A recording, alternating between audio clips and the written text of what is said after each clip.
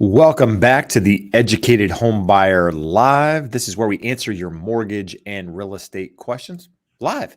If you've been here before, thanks for coming back. If you're new to the show, we appreciate you being here. Josh, my esteemed guest, mortgage professional, welcome back.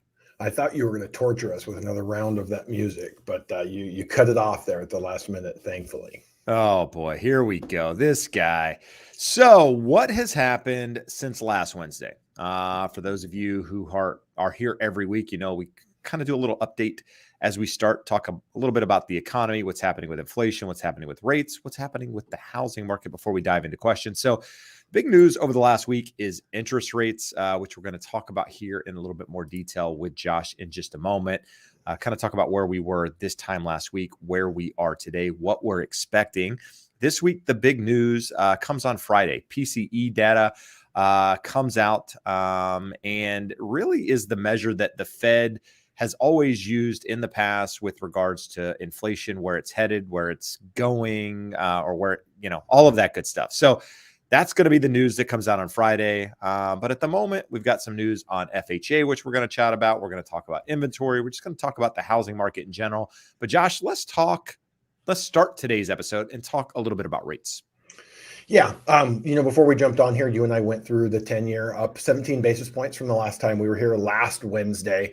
So it's a proxy for what happens with interest rates. So in general, we're up less than 0.25% since this time last week. And we had the President's Day holiday in there. We were talking last week. We're hoping to hold, maybe hit 390 on the 10-year. We're a few bips over that right now. Seem to have support somewhere 401, maybe 411, worst case. The big thing that changed is we saw the hot CPI figures early part of the month, even though we have seasonal adjustments that accounted for the majority of that, still saw inflation moderating month over month, but not as much as the market liked. Today, we got the Fed minutes. We'll talk about some of the things that they were talking about at that last meeting, but that's not super helpful at this point because that was just a few days after CPI, and we've had more data come since then. So basically what the markets have concluded off of the last 3 weeks of data is that the Fed will stay higher for longer. We were thinking best case, we would have one more quarter point hike. Right now, probably guaranteed that we're going to have at least 2 quarter point hikes and possibly 3. Third one seems to be priced into the market. And for some reason, the market also, the futures markets are pricing in a cut sometime in December.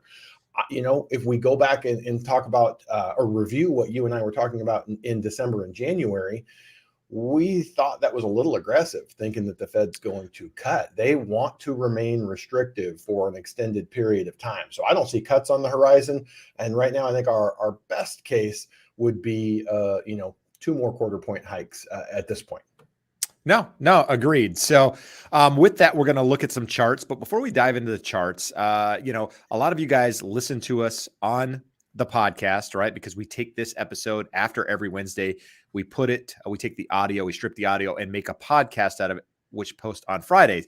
But those of you who aren't familiar with the podcast, we actually just recorded an episode which dropped this past Tuesday, which is answers the questions that a lot of you guys have when it comes to understanding the loan estimate. The loan estimate is a document you receive when you get a loan from a mortgage professional, right? It gives you an opportunity to compare lenders, gives you an opportunity to see what you're being charged. We go over that in depth, probably too much depth for the majority of people, but a lot of depth to really help you become that educated home buyer. So if you have questions about the loan estimate, if you're going through that process, it's important. Go back, check out that podcast episode because it really gives you the information that you probably want to know when going through it. And if you like it, rate us, review us, let us know what you think. And then if you're interested in seeing the charts that we're going to talk about tonight, we'll post those in the community, which there's a link for that below as well. So Josh, before we dive into these charts, anything you want to add? No, just again, you and I were talking this morning. Mortgage rates are going to follow the direction of inflation right now, not Fed hikes. So regardless of what the Fed's going to do, I don't think the market has changed all that much of what they expect the Fed is going to do. Right now, they're not as certain as they were a month ago about inflation trending down. So when we get back to the mortgage stuff, some of the later charts, we can talk about that a little bit more. I think this is overblown in the short run. But it's going to take a couple months to sort out. We were getting a lot of mixed signals. There are hot numbers coming out showing that the economy is really strong. And then there's some numbers showing the economy is not so strong. And it's going to take a few months to see which camp is correct.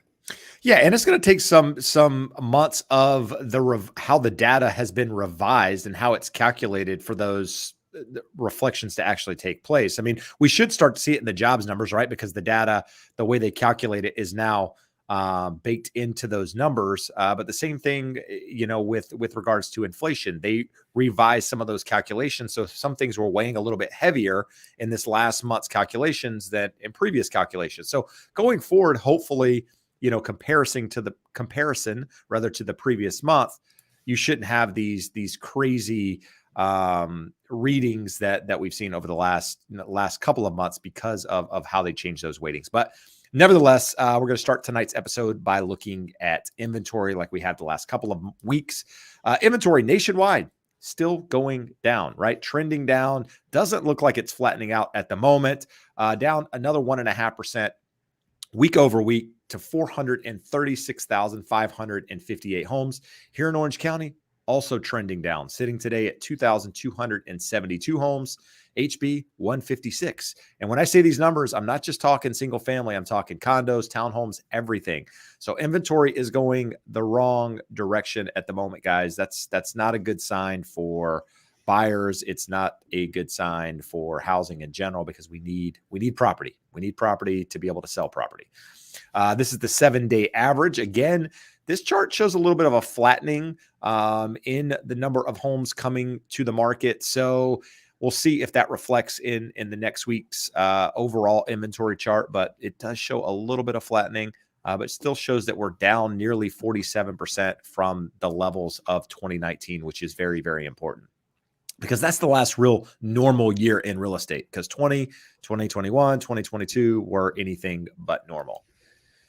This is weekly new inventory. Again, inventory down week over week. We had 24% fewer than last year.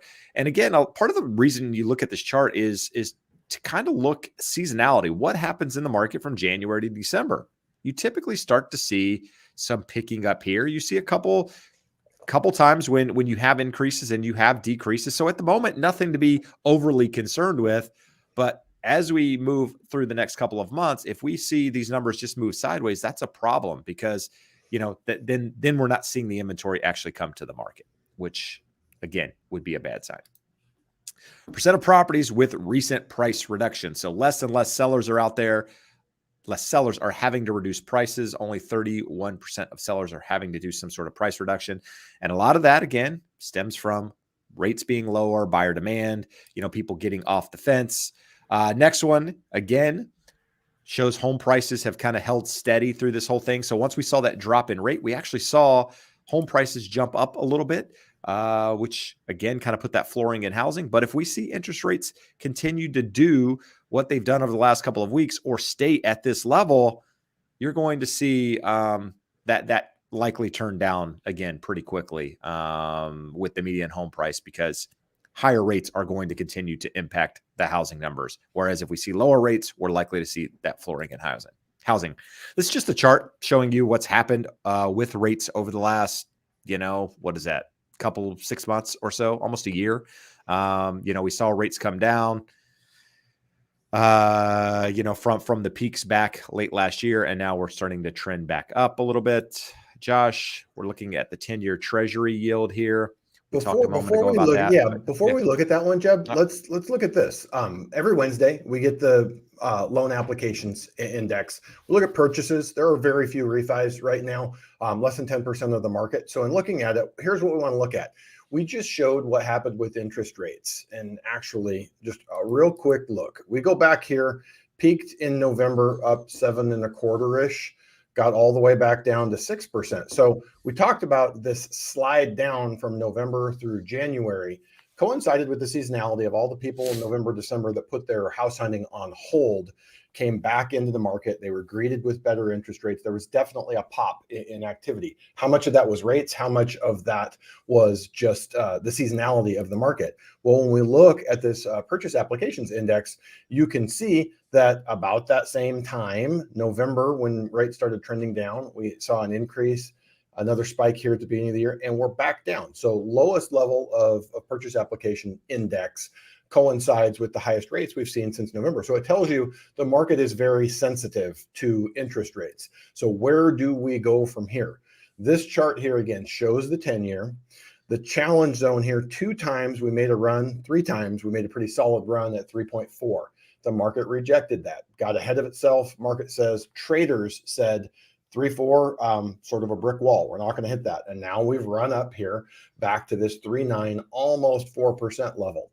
As long as we stay under that 4.2 up there, it tells us that we are on a downtrend. So we want to see this trend line from the top continue to stay intact and want to stay in this range. If we make a run up above 411, that would be negative in the short run. So this hopeful support zone, we're hoping somewhere about right where we're at, we hit support. Does that mean that we're going to turn around and make a run at 340 sometime soon? I don't think so. Jeb and I have talked the last 2, 3, 4 weeks. It's probably going to be April data released in May before we see something that's going to possibly push us to the bottom or even through the bottom end of this range. And there's a lot of things that can happen between now and then. So we just have to watch it play out. Jeb, a piece of good news that we had today for FHA borrowers. We had the question both the last couple of weeks. Hey, I've heard that Fannie Mae is making changes and loans are getting more expensive. What they did is increased the loan level price adjustments for most borrowers and decreased the loan level price adjustments, decreased the charges for a handful of riskier borrowers at the bottom of the grid there. Lower down payments, lower credit scores. We've already gone into, that's crazy. We don't know why the government decided to charge the better qualified borrowers more and charge the lower qualified borrowers less. But we saw FHA come back, which we've talked about. FHA will be more attractive relative to conventional loans for most borrowers due to those changes. This will make it even more so. So loans up to 726,200 we're looking at 50 basis points from 55 basis points from 85 basis points. So it's about 0.30 across the board lower. And I have a spreadsheet up here. I just got to find it. So what does that actually mean for most borrowers? If you're buying a $350,000 house, it means that payment's $86 lower. Buying a $600,000 house, $147 lower. $900,000 house, $221 lower. So big picture, what this tells us is more borrowers are going to be going FHA because of the two changes that Fannie and Freddie just made and what HUD did here in terms of mortgage insurance premiums. So this is good over the long haul. When you look at it, you may say, hey, 55 basis points, that's a relatively low upfront mortgage insurance premium or monthly mortgage insurance premium. And it is, but you still have with the FHA loan, the 1.75% upfront. So when you look at a comparable split premium, Jeb, on a conventional loan, for most borrowers, 1.75 upfront would get rid of your mortgage insurance entirely. So FHA is still more expensive mortgage insurance wise than a conventional loan, but the rate is going to be much lower and the monthly payment is going to be much lower for the majority of our borrowers. So I would fully expect that you're going to see increased market share for FHA as we go forward. Absolutely. Can we talk or can we say buying votes for, I don't know, maybe, it's almost midterm elections. Are we looking at, I don't know. Anyway, let's talk about this. 20% of homes sold above final list price. So Josh, I thought everything was crashing. All homes were selling below the asking price. What are you talking about? So if you look at it from the peak, we had what, 40-something% of homes selling above list price. And that almost seems low. You remember we were having the conversations here every week with all of the listeners here talking about now there was 30 offers. We had to go $50,000 over list price. That almost seems low that we only peaked in the high 40s. Most of these people seem to be paying more. And now we're still at 20%. I can give you an example, Jeb, for those of you in Southern California that know anything about this community.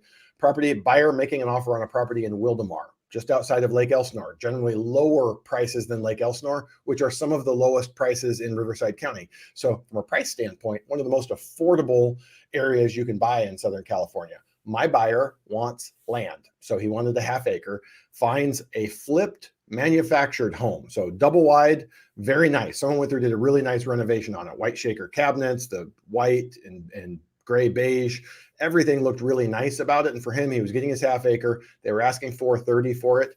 Our final offer after a seller multiple counter was $461, and we did not get the property. So this isn't a trophy property, Beverly Hills, Malibu on the beach. This is an entry-level home, and we're seeing that level of interest. And if you look at it again, very nice and clean, good square footage for the price, even though it was manufactured, and a half acre, which was very important to this buyer, and obviously several other buyers. So this chart, that story that I just told you, there are still good properties are hard to get under contract, largely because, Jeb, the chart that you showed earlier, we don't have a lot of supply. So when one of these nice homes comes to market, the buyers that are out there are going after them hard. Oh, absolutely. Housing starts, not seasonally adjusted. So we can see here, Josh, I know you threw the chart in, but housing start, everything is moving lower, right? Starting to tick downward, less building, less permit pulling actually taking place. But what were you going to add to that?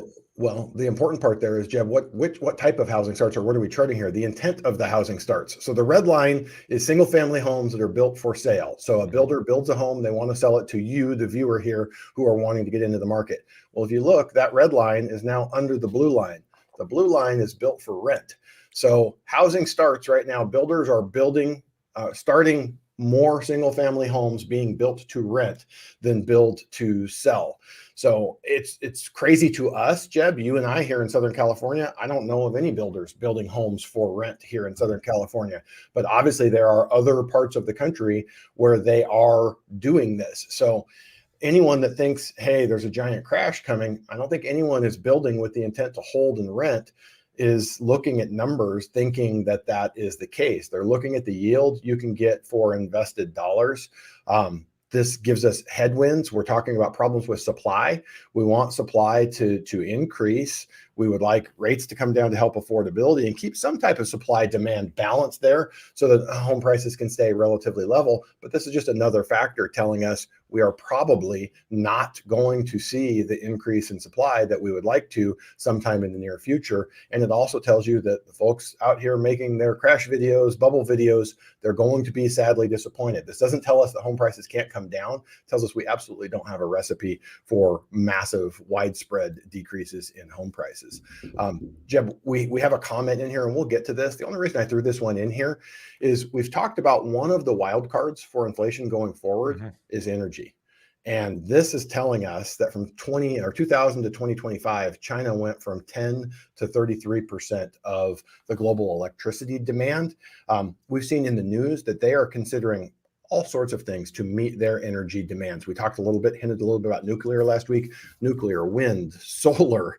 They have everything on the table. So this tells us that there is a large amount of demand for energy coming from around the world, but China, as Africa becomes more developed, their energy demands are greater. So the wild card or the concern for me, the only thing that I could see long-term that is inflationary is the cost of energy and fuel. So it was interesting to see this chart here. But moving forward, we got the minutes from the last meeting from the Fed, and we said earlier, not super instructive just because we've had a lot of data since then.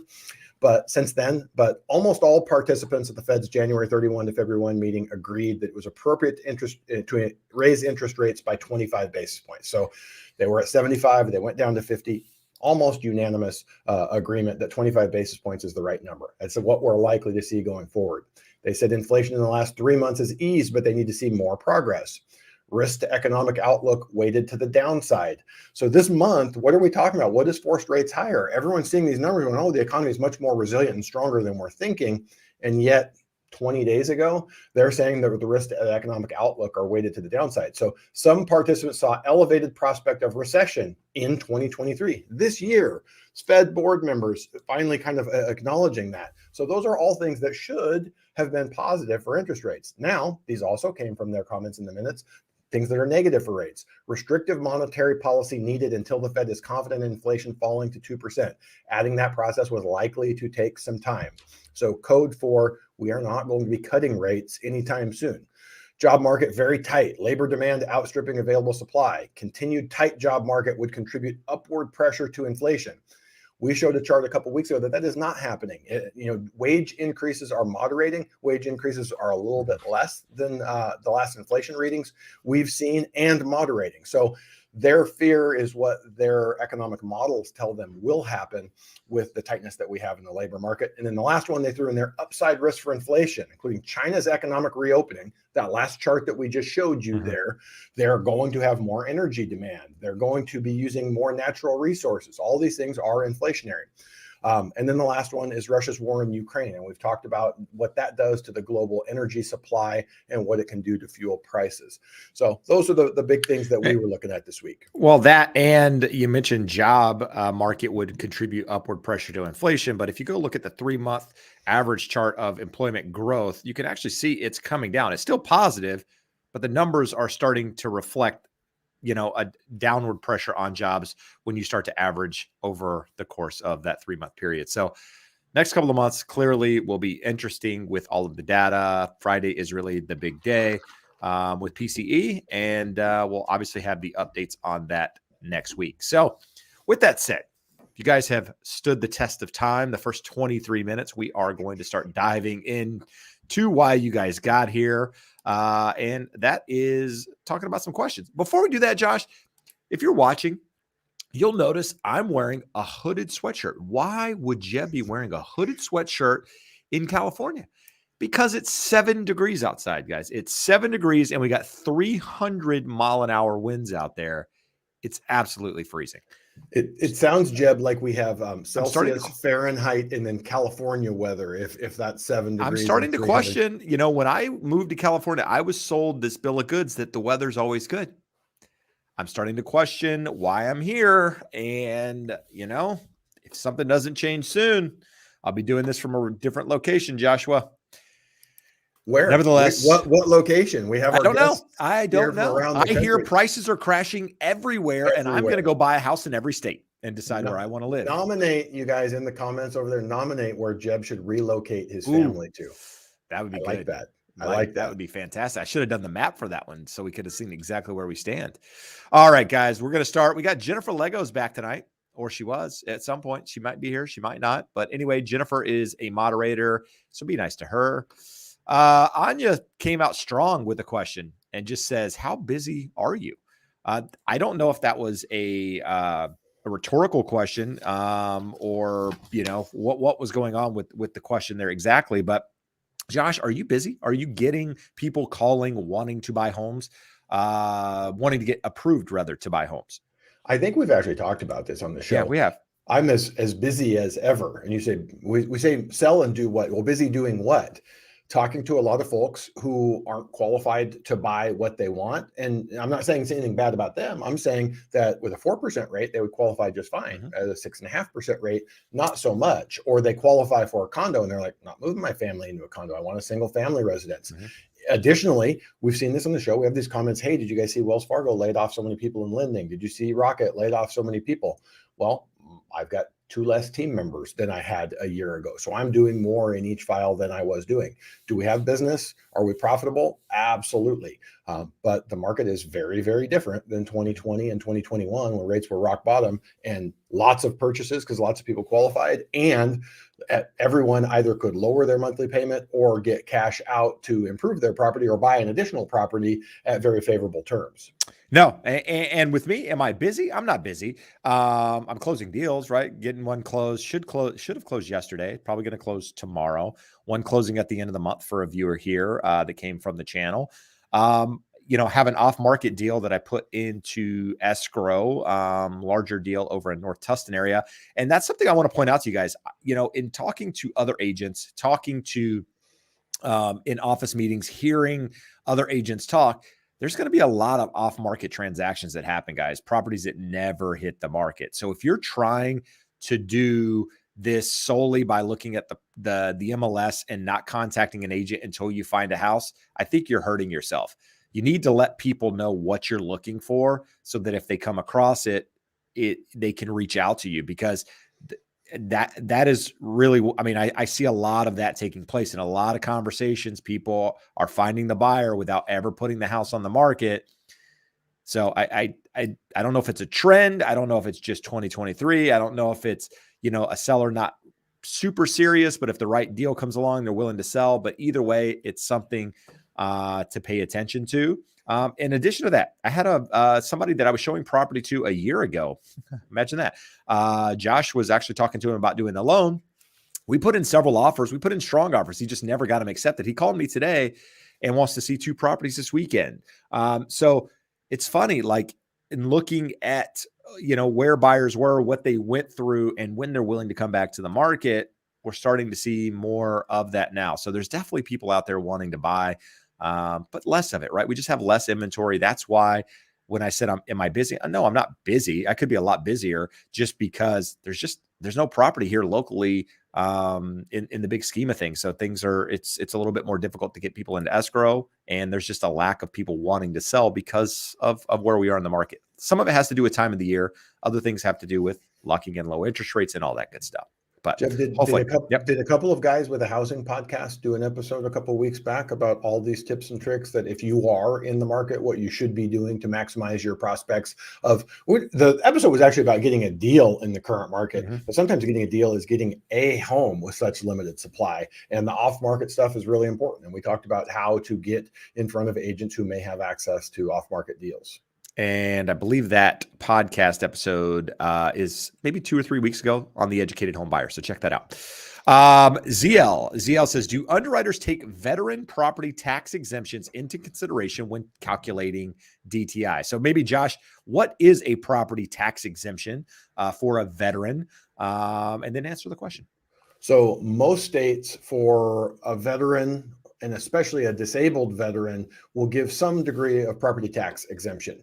So here in California, for a 100% disabled veteran, you can exclude 100% of the property value from taxation. So if we say we're at 1.25 taxes on average in general here in California, you take 100,000 of value away, you save about $1,250 a month. So the question is, do underwriters take that into account when they're calculating your debt to income ratio? And the answer is no, because the house hasn't been reassessed and they don't know that they can see that you're eligible for it, but they don't know that you're going to qualify for it. Now, a group that I'm a part of, Vetted VA, along with the Association of Independent Mortgage Experts, have lobbied several states, and we're working with the ones that are most open and amenable to it. Maryland has made the change. Do not quote me 100% on that. I believe Maryland was the first. I think we're close to Texas doing the same, where they are putting the verbiage of the eligibility for it to a degree that lenders can use it at time of qualifying, because it can make a huge difference. Some states, for a disabled veteran, they make them exempt entirely from property taxes.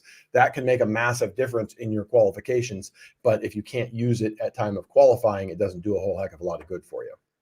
No, it definitely doesn't. And Big G has a comment here, basically just says gas is going up in California, not a good sign for the next inflation reading. No, Josh talked a little bit about energy, about fuel prices, definitely a problem. I mean, we have a tenant, right? I have a client that has a tenant in a property that I help them manage. And the tenant, the last couple of months he reached out maybe 3 months ago and basically said, listen, I'm having a difficult time coming up with the full payment. Can you reduce the rent for this month? And then I'll pay it all at one time. And so we agreed. The rent was $29.50. When I say we, my client agreed, but I'm relaying the message, to reduce it to $24.50 for 2 months in a row. And then that additional $1,000 that was owed would be paid in January. So he did. So at the moment, the client called me for February and said, listen, I'm still behind. I can only pay $2,000 right now. And he still owes about $1,500 from the additional $950 plus the $500 that he owes. And so he's down about $1,500 and says, can I pay it in the next couple of days? So I call the client today and I say, hey, we have, kind of a little bit issue here. We got a great tenant who is, he's very transparent, calls with any issues, takes very good care of the property, but having a difficult time paying. And he said, he doesn't want to be a charity case, my client, but he's like, listen, I get it, but we need to figure out what the solution is. Absolutely. So I said, well, we'll call him and figure out if he's got a solution, because, clearly everything is going up. Like, we're not raising his rent, but fuel cost is going up. Food cost is going up. All of these things that are hitting your bottom line. So what are you going to do differently to be able to next month come up with this payment? There's got to be a change in your plan. Fortunately, the conversation went well, in the fact that they have additional income coming in now, that they'll be able to make the payment and not have any issues going forward. But if you're out there and you're struggling at the moment with the rising cost and these different things, it makes it difficult to catch up. And so, hopefully inflation moderates, but just as inflation moderates doesn't necessarily mean you're going to see the prices of some of these things come down. That's the issue. But I just kind of got off on a tangent there and thought I would tell a story. So if you're a renter and you're having trouble, the moral of the story here is to be transparent, have the conversation, communicate, right? I mean, nobody wants to kick somebody out of a house, especially when you're feeling the pain yourself. My client's like, I feel the pain, he runs a business. He's like, I'm feeling all of these things he's feeling, just in a different place. So I understand and I want to help, but I can't do this every single month. So again, long way of saying, have the conversation, be upfront, talk to your landlord if you're struggling. Anya, we talked a little bit about this. Do you want to talk any more about rates? From that perspective, do we think they'll continue to go up fast? No. Do we think they're going to come down anytime soon? I don't know that we have lots of good data. You and I talked earlier today. We have PCE data, which is the Fed's preferred measure of inflation. It hasn't been traded like CPI has for the last 6 or 7 months, But PCI did not have those seasonal adjustments that CPI did, and it may be more favorable in terms of the inflation read. I can't guarantee that, don't know that to be a fact, but if we think inflation was trending down and they didn't have the adjustments that made CPI look less favorable than it was, it could be something that would move the market, but I don't think it's going to move us significantly. I think we're going to kind of be in this range of where we're at. I think we'll stay under 7%, but say 6.5 to 7% for the foreseeable future. Now, we had a sort of a more interesting question. Ronald asks, what's your prediction on mortgage rates for summertime? Now, remember, predictions are not super valuable. Our best guess still comes back to the data moderating. So we said the wild card is energy costs. Some are trending up. Someone else commented that natural gas prices are tanking. So for now, that is true, but we're also coming out of the months when natural gas usage for home heating is decreasing. But my belief and expectation is that inflation will continue to moderate. The so-called hot readings on the economy are not as hot and as strong as what we're seeing. Just like the Fed is worried about downside risks to the economy, possible recession later on in the year, I think we will see rates lower. Do they get all the way down to 5%? I don't know, but a 5.5%, 6% rate seems reasonable, but probably later in the year than what we were thinking. We were thinking late spring, early summer, and we're probably talking middle to late summer. And depending on what happens with energy prices from there, we'll see what happens with inflation. All right, good stuff. Let's see what we have here. Orange Pulp. Maybe a dumb question, but if I have 2 or 3 recent model year cars, but they're all paid off, does that affect the home loan application in any way, Josh? Not really. We still have a section on there where you can put it down as an asset that's owned. I don't know that it's really taken into account.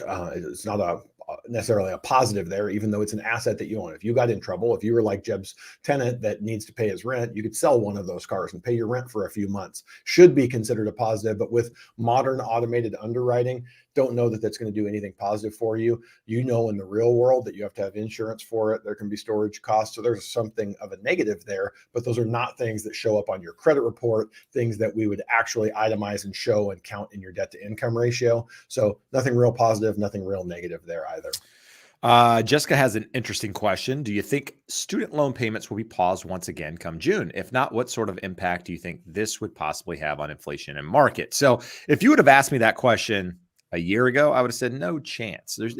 They have to start paying these off at some point. Me playing the other side of this, realizing again, you're talking elections, you're talking a lot of things political to get votes. I could see it being extended again. For that reason, no other reason alone. I don't even know why we're still having the conversation that student loans have been paused or extended this long. But if they've been willing to do it this long, why not? What's another 6 months? What's another 3 months? I don't know. But the impact on the market, I mean, it could impact the market negatively if you were, and take that back. I believe there's a lot of people out there that have student loans that have been paused that are using those excess funds. I use excess in quotations to do fun things and put that money in other places, which could put them in a different position if that had to be spent towards student loans. In fact, it might help bring inflation down if that money wasn't being spent in the economy. But I also believe those people are probably, they could be putting it to good use and paying down the student loan, even though the payments aren't due and hitting the principal and all this stuff. But I don't think the majority of people are doing that. Jeb, it could be just me, but it sounds like all roads keep leading back to this Educated Homebuyer podcast, because next week we're going to do a deep dive on student loans and how it impacts qualifying for a mortgage. So the reason why it won't have much, if any, impact on the housing market is borrowers all the way through CARES Act forbearance. Forbearance, we can't just ignore that student loan. We can't go, hey, this guy owes $100,000, but hey, they're under forbearance. There's zero there, so let's qualify them as if it doesn't exist. So depending on the loan program, we can document what the fully amortizing payment would be if you're required to make payments. We can document what the income-based, income-driven repayment payment would be if you were making payments. We can use a synthetic number, which varies anywhere from a little less than 0.5% all the way up to 1%. So it's been calculated into borrowers' debt to income ratios. And if we make the payment start up again, it actually just makes it a little easier for borrowers to document. Most of my borrowers for the last 5, 6, 7 years with significant student loans are in some type of income-based repayment plan, which is pretty minimal, not zero, but we couldn't use the zero for qualifying anyways. So I don't think it's going to really impact demand for housing at all. But Jeb, you hit the nail on the head. Certainly could be something putting the brakes on the economy and leading to slower inflation, because if you go from having zero payment and now you have a $275 payment, a $775 payment, I literally see clients with $300,000 and $400,000 of student loans. Even in an income-driven repayment plan, it's a significant payment. So when you have money that comes out of discretionary spending and goes to paying back your student loans, that is going to stop spending throughout the economy that would lead to lower levels of inflation. We don't know though, right? It's just a guess. Alexis basically says there's no way I could live in 7-degree weather. So I was being a bit facetious when I said it was 7 degrees. It's really probably 57. And you're going to think, Jeb, you're crazy. Same 57 difference. is not cold. And I would normally agree with you, except for there is honestly like 30-mile-an-hour winds outside. And so it's freezing outside. And therefore, I'm wearing a sweatshirt. So that's it. I hope that next week I can come in a t-shirt. I don't think it's likely to happen. In shorts, tank top, if you will. I don't wear tank tops, but if I did, I would wear one if it was nice out. Where did we go with this, Josh? I went down a rabbit hole. Okay. I saw a really good question that I wanted to get to. In the meantime, Jesse said, thanks a lot for making your jokes about your 57-degree weather. It is literally 8 degrees here. See, but you knew what you were getting into. You knew going to Colorado, you could get 8 degrees. Living in Southern California, I was promised that it was 70 year round. That's it. That's the difference. Look, before we answer a question, let's go back and talk about the important poll of the night. We have many suggestions for where you should live, and these suggestions will tell us whether the viewers like you or don't like you. Jessica says Hawaii. Zach says Cabo. I like Zach's. I think Zach's is the winner. Inessa says Florida.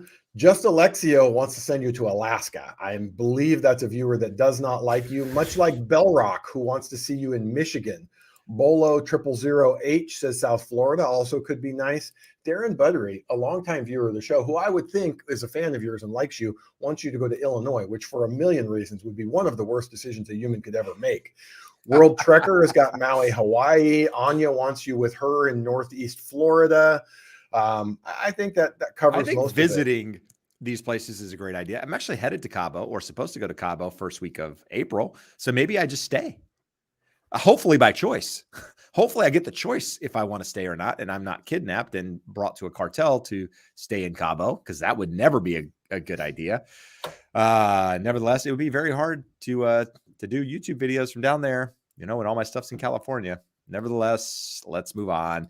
Alex says, long term, if inventory does not meet demand and prices continue to rise, don't we run into a ceiling, particularly, that's a difficult one, if wages stagnate like we're seeing now? I think the easy answer is yes. I mean, prices cannot go up forever, regardless of supply and demand imbalance to some extent. I mean, wages are a key driver. Rates are a key driver. Rates would obviously have to go down considerably.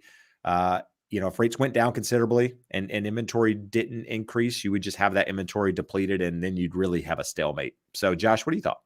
If we still had 3% interest rates, prices would be considerably higher. So the premise here is 100% correct. There is a ceiling, and let's look at it. We showed this chart earlier, but applications to buy homes are going down. There is, today, there are not less people who would like to buy a home than there were a year ago or 2 years ago or 3 years ago. There are less people who feel they can afford and enter into the market. So when we're looking at the affordability figures, rates higher, we see these numbers lower. So from that perspective, you're 100% correct. The second part of it, if wages stagnate, like we're saying, we're not seeing wages stagnate. We've shown the charts here. Most job leavers are up 12 to 15%, and job stayers are up 5 to 6% year over year. It's not keeping pace with inflation. So if we're saying that's stagnant, okay, I can buy into that. But 100% correct. We do not have a recipe for home value increases, because we don't have a recipe for more able demand than there is supply. We have very limited supply, but we right now with current rates have a limited amount of able demand for homes. There's plenty of willing demand. There's a limited amount of able demand, people who can qualify and are willing to step up and apply and take out a mortgage to buy the home. So great question. All right. So Jesse has a question here that I want to address real quick. It says, from what I've seen, Colorado inventory was up over 130%. Do you think home prices will come down with the increase in inventory? So something very important to note, Jesse, is that where the context, like where is that number coming from? That 130% increase based off what number? So take, for example, Orange County. Inventory's up about 100% from this time last year. But we have, today we're sitting at 2,200 and 74 homes. Historically speaking, 2017 to 2019 average, that 3-year average of what we would consider a normal market, this time of the year, we'd have about 4,800 homes on the market. So about 100% more than we have today. So even though inventory numbers show that they're increased, say 130% in Colorado, where are you coming from with that 130% increase? It's like saying foreclosures are up 1,000%. Okay. Well, we didn't have any foreclosures last year, and now there's 1,000% increase. Now you have 10 or whatever, So could it mean home prices are coming down? Sure. Does it absolutely mean that just because inventory's increased? No, it does not. In fact, use my market, for example, Orange County. Inventory's increased. Not a lot of inventory on the market, historically speaking. Prices have moved down to some extent, but you're not seeing any big reductions. In fact, the last couple of deals that I've negotiated, put offers in for clients have sold either at the asking price or above the asking price. So it just, take it with a grain of salt. Find an agent in your market that understands the market and can guide you a little bit. Me being here in California, talking about Colorado is no different than somebody in Florida talking about a crash happening in California. They don't understand the market here. They don't know the market here. Probably shouldn't pay attention to them, if you get my drift and where I'm going with that. With that said, if you need a referral to an agent in Colorado, anywhere in the country, you can use that link below. You can also find a mortgage professional in one of those states by doing that as well. And if you'd really like to hear Josh slurp his straw really, really loudly, just listen to the audio, because that's what he does. That's good. Just comes right in there. I'm going to pull some excerpts. In one ear. I'm going to pull some excerpts of some things that Jeb conveniently forgets that happen 4 or 5 times every episode. I'll make a highlight reel of that and play it next week. Please do. Please do. Right. Raul, if I know a guarantee cost of living raise is coming, can I have that included in my numbers now for my loan? So Josh, having a conversation with you, I know I'm going to get a raise. Do you factor that in? Is it coming next month? Is it coming in 6 months? We need to have that raise available to make your payment. So depending on the program, we either need to receive a payment. Most likely, you're going to have one of those pay stubs prior to close of escrow. If we know it's coming and your employer will say, hey, on March 30th, we're going to have a raise of 5%, we can use that as long as you're closing April 10th, and we can document that. Some programs occasionally will allow you to use it if you're going to have it prior to the first payment due, but lenders generally don't like that because there's no guarantee. Your employer could promise it's coming and it never actually comes. That's why they generally want to see at least one pay stub at the new pay rate prior to close of escrow. All right. Thanks for that. I saw one here about retirement earlier. Eric asked the question, if a person is going to retire in the next few years, income is going to go down a lot from full-time to pension income only prior to Social Security. Will it matter to a lender if they know? So if you told them, hey, I'm going to retire in 1 year, and your employer completes a verification of employment, says, hey, they're going to retire in 1 year, could present a problem, but that's not generally what happens. I've had lots of borrowers doing a refinance in the past come and say, hey, I'm going to retire in a year. I want to get some cash out of my home, or I want to buy a new home while I still have my income to qualify off of. Lenders are not able to discriminate based off of age. They're not able to ask you what your intentions are going forward. If somehow it was divulged in the process, I suppose it could be problematic, but no one is going to ask you, hey, do you plan to continue working? Back in the 80s, there were several lawsuits. People, lenders would ask, hey, ma'am, do you intend on getting pregnant anytime during this process or in the next 5 years? They can't ask what you're going to do going forward. They can only look and analyze what has happened in the past and what is currently verifiable and documentable today. All right, good stuff. Richard is asking, how do you value solar when selling a house? A system that's paid off and average bill is $15 a month. So I'll start this by saying I'm personally not a huge fan of solar. I find very few times when it actually makes sense for someone to have solar on their property. With that said, if you own the solar outright, then there could be a benefit to it. When you lease solar, when you borrow solar, just let them put it on your house and you take a reduced rate. I'm not a fan of that at all. And how to value that is beyond me. Because as an agent on the other side, I'm selling my client against that in every way, shape, or form possible. But if you own it, it's hard to say what the value is for someone.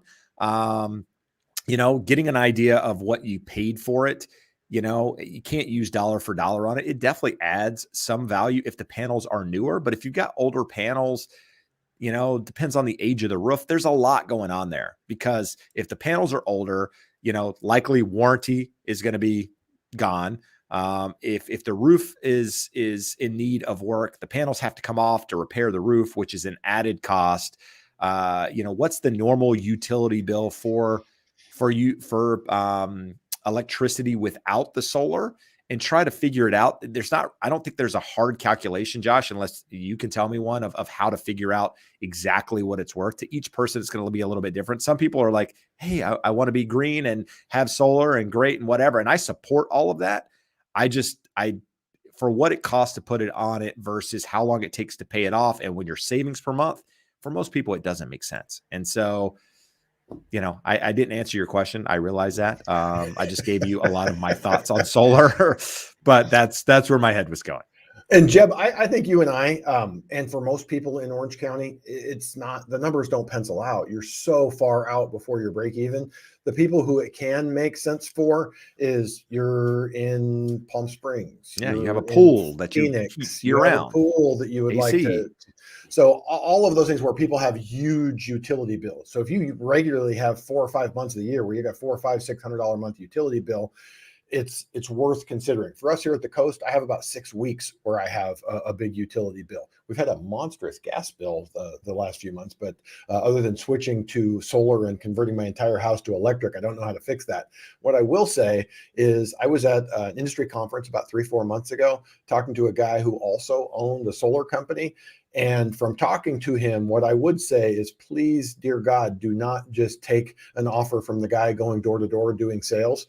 Get 2 or 3 comparisons. They actually have a lot of leeway in what they can do with that pricing. And if they feel that you are unsuspecting and unlikely to shop, you can get a much higher price than is required. And Jeb's talking about what's your break-even period? What are your monthly savings? What does it cost? How long does it take to get to savings? The less you can pay for it, the better off you're going to be. Yeah. So sorry, we didn't help you at all, Richard. We just gave you our thoughts on solar. But either way, we appreciate you being here. Let's see. I saw Nick. Nick says, been following your content for a year or this year, just bought a house in Southern California. Keep up the great content. Appreciate it. Nick, you should have called, bro. You should have called. we haven't heard from you. You bought without us. What are we doing? You didn't use me, bro. No. I'm glad you're finding the content valuable. Any feelings on reverse mortgages, Josh? They are a tool that has a time and a place. So if you look at it, they're adjustable rates. So the rates are significantly higher than they have been. Talking to a client right now, she's 90 years old, in good health. So no reason to believe that she's going to be gone anytime soon. But you look at actuarial tables, she's going to get very favorable terms because they don't think she's going to live another 30 years. They're also much safer than they used to be. In the past, you did not have to take into account the borrower's income and ability to pay taxes, upkeep, and maintenance on the home. So lenders would say, hey, here's your reverse mortgage, and figure out how you're going to make those payments if you go through all of the cash. So these can be structured many different ways. You can just make your mortgage payment go away. You can get a line of credit. You can get an upfront amount of cash. You can have a hybrid with some upfront cash and then a line of credit. And it's important to know that one of the additional restrictions they've put on the program in the last decade or so is you cannot get your entire lump sum at closing. We had seniors who were either being taken advantage of or just, were undisciplined, and they would take all of their money out of their house. They would spend it all in a year or two and go, great, now I don't have that equity to fall back on to and take another reverse mortgage. So they're much safer than they used to be. There's a time and a place. With rates elevated, it's something that you want to consider closely. And you want to make sure that it's something that you need to do or is going to make a significant difference in your quality of life. But the product itself is a good product. It's just not right for everyone. All right. I like it. I'm just looking. Ed says, can I lease out a house with a clause that the tenant vacates after a year? I don't understand the question, Josh. Maybe do you understand it? It's just asking, basically, it's a 12-month lease. So with the clause the tenant vacate after a year, you're leasing them the property for a year. There's nothing in that lease that says you have to allow them to hold over at the end of the lease. I believe that's the gist of what they're asking. Okay, fair enough. There you go. I guess I didn't. Okay, yeah, nevertheless, doesn't matter. Marco is asking, what are you seeing in terms of price reductions or improvements, generally speaking? I'm not seeing a lot here personally, just because there's not a lot of inventory that's just sitting on the market at the moment, at least in our market, right? Other markets might be experiencing things a little bit differently. Price, the last couple properties I've seen, though, that I've had clients call me about, it almost looks as if the agents are pricing them lower on purpose, which is something that's always been around, to draw activity to the property, to get eyes on it, and in theory, bring up the price. Client has called me about two different properties here over the last couple of days, and both of them looked to me that they were priced under market value based on where comparables were, based on, where the market is today.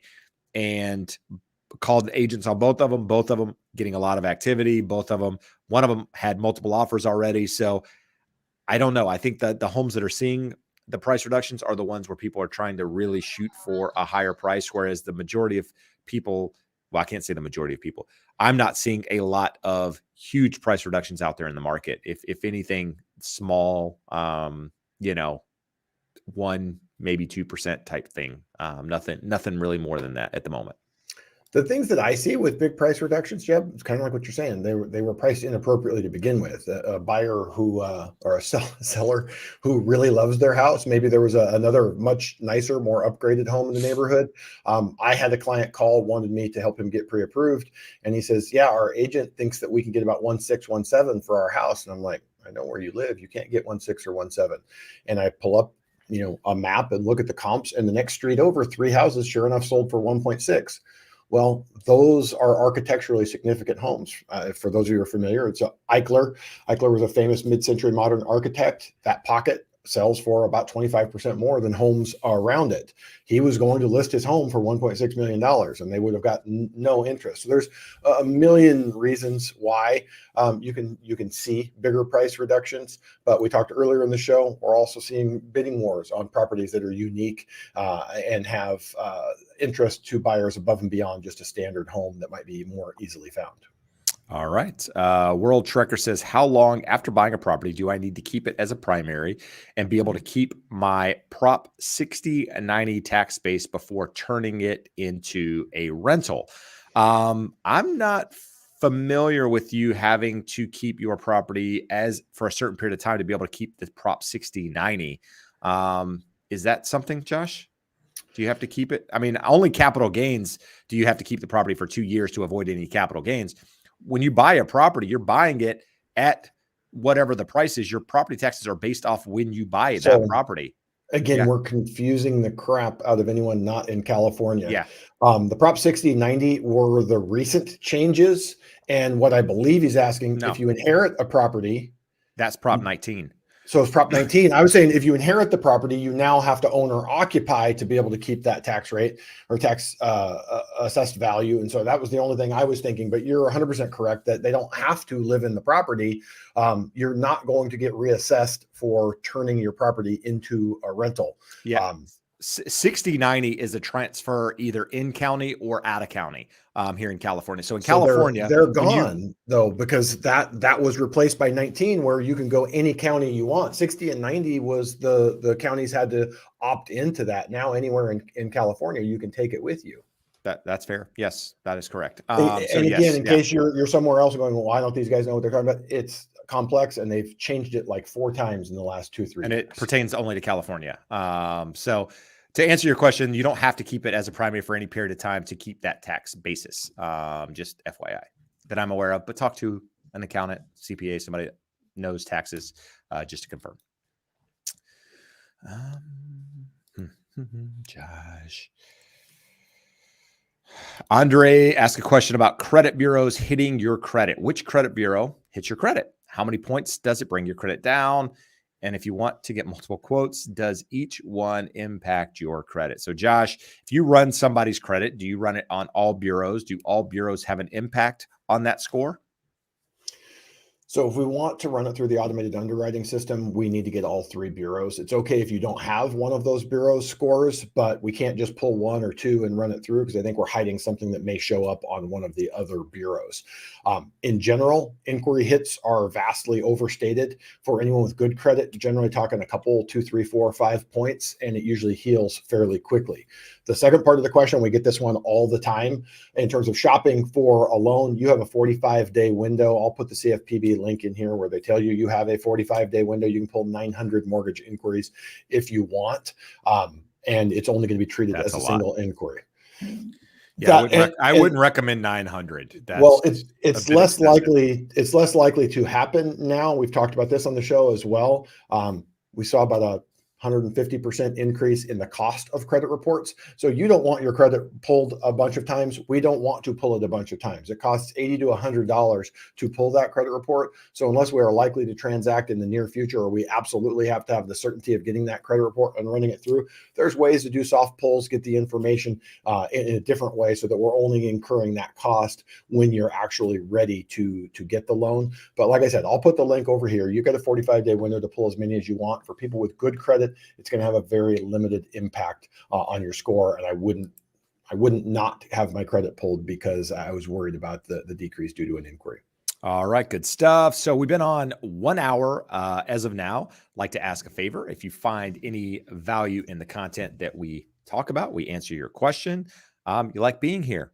You like hearing Josh slurp out of that straw, or you're jealous because he has an In-N-Out cup. Do me a favor, hit the like button. Helps the YouTube algorithm, helps get the video out there in front of more people. And also listen to the podcast. If you haven't listened to the podcast, there's a podcast. There might be a YouTube channel with the podcast videos that you can go watch too for the educated home buyer. So if you're inclined, go check that out as well. And then there's a scroll across the bottom of the screen where you can go and find a lender anywhere in the country. If you're listening on the audio, it's in the description of the video. So Josh, there is a good question here, a really good question. As far as I'm concerned, the best question tonight, because I couldn't answer it myself. Actually, the question's a little bit different than the question I had, but I'm going to read their question and I'm going to ask mine, but you have changed. Oh, here it is. Gene says, what if I got a long closing on March 30th? Do I still get the new MIP reduction? So they're talking about FHA today has reduced the monthly mortgage insurance premium from 85 basis points down to 55 basis points when you're doing a loan amount under 726,200 and you're only putting 3.5% down. Okay. So then most people will get the reduction in basis points. So you have to get a case number. My understanding is a case number pulled on March 20th and or after March 20th. So my question, Josh, is if I went to you and we started my loan process today, and today it's February the 22nd, and I don't close, let's just say until March 30th. Let's use the same closing date. You're going to pull my FHA case number soon because I got a property in escrow, but we're going to close after the 20th. Am I still eligible or am I not because I have a case number prior to that date? Well, we can always request a new case number. Let's You say can. let's Okay. say we started escrow last week. We can cancel that case number and request a new one after March 20th.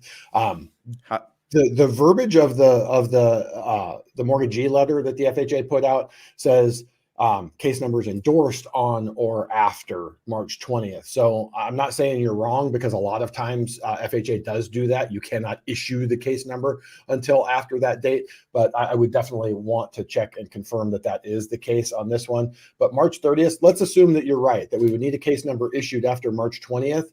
It would be really tight there because most lenders and appraisers are going to require that case number to get the appraisal ordered. It's part of that appraisal process. So getting that in that last little 10-day window would really be difficult. I would hope and think that a seller, if that were the case, would cooperate with delaying closing a little bit to facilitate that because it is a big difference. well, let me ask this question and let me ask it a little bit differently. When you get an FHA case number, when you order an appraisal, you need an FHA case number. What happens when you go and change the case number? That the appraisal is associated with the prior case number. Does the appraiser now change the case number on the appraisal, or do you need a new appraisal?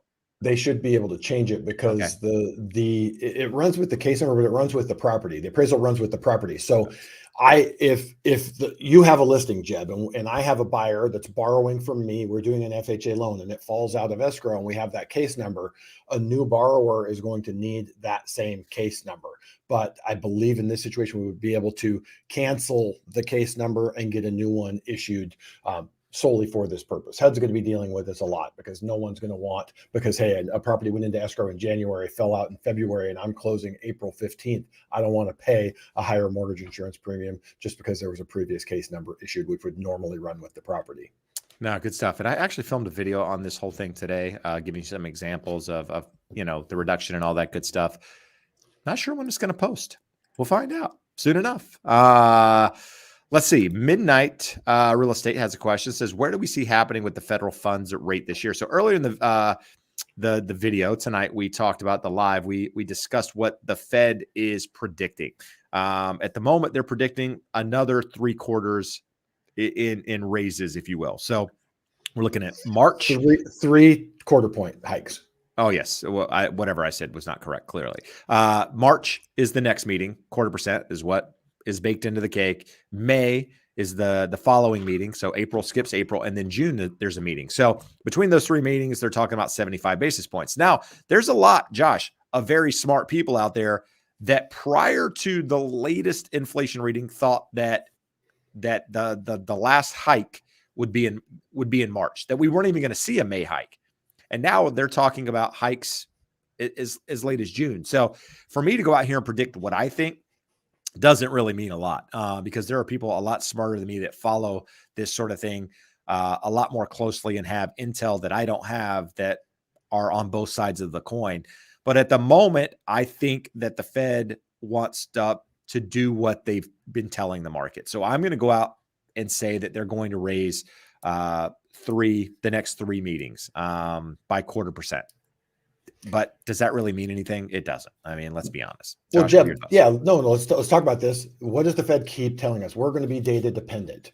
Right now, with the data that we have today, I think the market's wager, the Fed funds futures market has wagered correctly. That's the only thing you can assume. The part that, again, I still have a problem with, I don't think we're going to see any cuts this year. But if I were a betting man, I'd say we're going to get 3 more quarter-point hikes for a total of 3/4. And then they're going to sit for an extended period of time and watch it. Now, if we get some really low inflation numbers showing inflation moderating, maybe more importantly at this point, we see some weak jobs reports, unemployment rate goes a little bit higher. Maybe they don't get all 3/4 of them. I don't think we're going to see any cuts this year, but we're looking at 2, probably 3 more hikes. And again, data dependent, we go the other way. Let's say we have some bad surprises that, unemployment goes down to 2% and inflation ticks back up. Could they get aggressive again? Yeah, they could. But with the data that we have available now, what Jeb said is everyone's best guess and the market's best guess. And if you ever wondered whether John was talking to you or talking to me. He's clearly laid it out tonight when he says both old guys are on tonight. So, John, we appreciate you being here every week. And dude, I feel old. I feel old. Got bags under my eyes, bro. I don't recover anymore. It's not good. It's not good. Jeb, Darren came to our defense and told John that it depends on your perspective. From a teenager's perspective, they're two old guys on a podcast. From my perspective, as a man in his 50s, they're two young whippersnappers. So I tend to agree with Darren. I don't. I concur. How's that? I don't know. I guess says I have sold my house and sitting on all of the equity. Would it benefit me to rent for a year under current conditions and wait out the upcoming storm? Raleigh market. So here's the thing. I don't know. I am from North Carolina. I go back to North Carolina a couple times a year. I have friends in Raleigh. I spend time in Raleigh while I'm there. Last time I was there, which was October, market had slowed, but people were still buying homes. Not a lot of, available inventory, considering the circumstances compared to years past. Raleigh is one of those places that is going to, in my opinion, going to continue to see people want to move there from states, say, like California, high cost areas, New York, some of these other markets, because the climate's, you have 4 seasons, but a little bit more moderate than, the rest of the country. Still somewhat affordable on a national basis. So, politically kind of somewhere in between, being a red and or blue state, because you have a mixed demographic there. So I think that, do you see a pullback there? You could, but I would imagine because of the time of year here over the next couple of months, that market's probably going to pick up because it's that time of year, right? Spring is the best time to be in North Carolina, spring and fall, right? You don't want to be there in the middle of summer. And right now it's probably a little chilly outside. So I would imagine the market's going to pick up a little bit. The question of renting versus owning, I don't know that there's a big hurry to run out and buy a property. But with that said, if you're renting, are you still looking to buy? Or are you just waiting until that lease is up and then starting to buy? Because, there could be some opportunities in the market if you're willing to rent for a period of time and then maybe potentially cut that lease short and buy something. That might be the best option for you. What's your alternative otherwise? I mean, if you're not leasing and you're sitting on equity, are you living with family? What's your plan now? Because there's a lot going on there. But if you're expecting a crash in the market, I don't know. First off, I don't think you're going to see that nationally. And Raleigh is one of those markets because of job growth, because of the things that I mentioned earlier, people wanting to be there. I think that market is less susceptible to big declines. It's more affordable, Jeb, than other areas. It had more wiggle room to absorb the increase in interest rates that we've seen and increase in home prices. So strong economy, strong jobs, more affordable. Like I'm sure anyone that wanted to buy in Raleigh 5 years ago is saying homes aren't affordable anymore. So relative to 5 years ago, they're not, but relative to more expensive places, it is still more affordable. So it puts a floor under the likelihood of a downturn. And Jeb, when I see a question like this, I always ask someone, how much are you going to hate renting? Some people go, well, not at all. I'll rent a nice house in a nice community and it'll be a different change of pace and I'll love it. And if that's the case, like you said, not a huge risk of home prices accelerating in the next year. Take your time. Maybe you're not sure where you want to live. Go rent in a community and test it out for a year. As Jeb always likes to point out, Dave Ramsey says it buys you patience to figure out exactly what you want, patience to see what happens in the market. The only person that I would say shouldn't do this is the person that just goes, I can't imagine renting. I would hate to pay someone else to not be able to paint my house pink or do whatever I want in the yard, plant roses, whatever that may be. So know yourself and what your comfort level is with being a renter versus a homeowner. But other than that, not a huge rush to go out and make a decision right away. Well, my family and I, like I said, we go back a couple times a year to North Carolina, or I do at least. Sometimes the family comes along just because of how short the trips are or whatever. So we went back in October. We spent a week there. We kind of traveled from Eastern North Carolina, which is where I'm from, all the way to Charlotte because I have friends in Raleigh and in Charlotte. And we kind of, kids are playing together and doing all this fun stuff. So my kids fell in love with North Carolina because they got to run around. They got to do all these fun things that you can't do here in Southern California, at least where we live, shoot guns and, just do crazy stuff, right? And play in the woods and all of that good stuff. So they're like, we're ready to move. Like, we'll move tomorrow. My wife, surprisingly enough, said, I would consider it as well. And I was shocked. I was like, huh? You would really move back? And so I posed the idea, just kind of threw it out there. Didn't think anybody was truly going to jump on this. That's the only reason I even said it out loud. Otherwise, I would have just kept my thoughts to myself and said, you know what? We should rent a house there for a year. We should just rent a house there. We'll keep the house in California. I'll come back, do some work, and we'll rent out there. My wife immediately goes online, starts researching houses down the street from other friends, and you can find a really nice house for a hell of a lot less than I pay on my mortgage here in California to rent. And they were, I don't know how serious, but they said they were like ready to pull the trigger. And dude, I was the one that shied away. I was like, I don't think I could do it. I can't leave California weather to go back there. And then today it's 1 degree outside, 7 million mile an hour winds. And I'm thinking it might've been a good idea, Josh. That's all. If you didn't know, temperature dropped from 7 to 1 since we started this, and the winds really picked up. If you were listening, it's brutal. It's brutal here in Huntington Beach. Oh, you have no idea. Where are we, Josh? Where are we? Pick something. Here we go. Well, hold on. Steve has asked this question a couple of times here. He's been super patient, so I want to get back to it. Question: How many types of HELOC? I have a HELOC from Orange County Credit Union. That's a local credit union, surprisingly, here in Orange County, Jeb. And they said it's a variable rate and changing quarterly. Isn't it lock the rate for 10 years after you draw it? So important question here. HELOCs are generally from depository institutions. They lend their own depository funds and they make their own rules. So Steve, everything you said can be true, but it doesn't have to be true. So you said something here that they said it's variable rate and it changes quarterly. Most of them change monthly. So they do it quarterly. Their money, their rules. Say, isn't it lock the rate for 10 years after you draw it? Some lenders will allow you to do that, but not all lenders will allow you to do that. So for you, it's important to know what Orange County's credit union, their rules are, because they're going to tell you, can I borrow it and lock it? Do I want to lock it at current terms? If I lock it, can I ever float it down, or I'm just locking in at the current high rates? So those are the things that you want to know. All HELOCs are essentially the same in that you get a line of credit, just like your credit card, $50,000, $500,000, and you can borrow against it and pay it down during an initial draw period. I actually have lenders that have a draw period as low as 1 year, as long as 15 years. Most common is 10 years. So you can borrow against and pay it down, borrow against and pay it down, making interest-only payments for the first 10 years. Not all of them are interest only. Some of them you actually make principal payments on them, and they'll give you a little better terms because there's less risk to them. So again, every lender is making their own rules. And then what happens after that draw period, you have to get to a repayment period. They don't allow you to borrow anymore, whatever the balance is at the end of 10 years, 15 years, 2 years, 5 years, whatever their draw period is, the balance at the end of that has to get amortized over the remaining term of the loan, which also can vary based off the lender. So if you're considering a HELOC and you're talking to your bank, your credit union, find out what their rules are. If you don't like their rules, check with a couple of other banks or credit unions because they all kind of vary a little bit. Rates are going to be pretty darn similar. You had asked, is 7.5 a good rate? 7.5 a good rate? Is it a real rate or is it a teaser rate? Right now, the prime rate, which most of these loans are tied to, is 7.75%.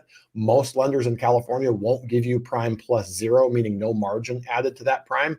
So most of them are going to be 3/4 to 3% higher than what prime is based off of your qualification. So no definitive answer to these questions like there are to Fannie Mae, Freddie Mac, FHA, VA loans.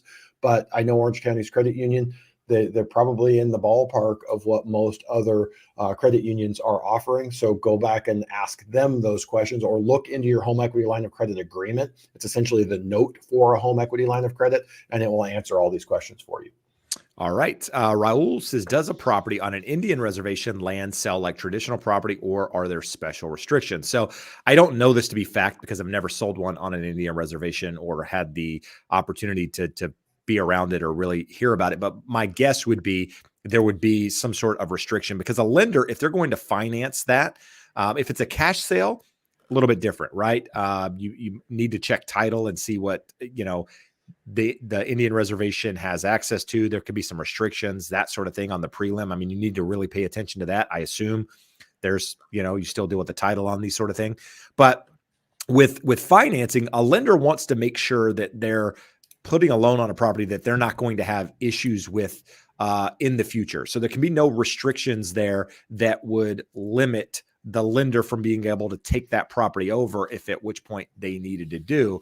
And there might be. So I can't say for sure. And I would imagine each one of these reservations kind of does things a little bit differently in how they, and how they sell property and what they have access to and all of that stuff. So it's probably going to be different for each one.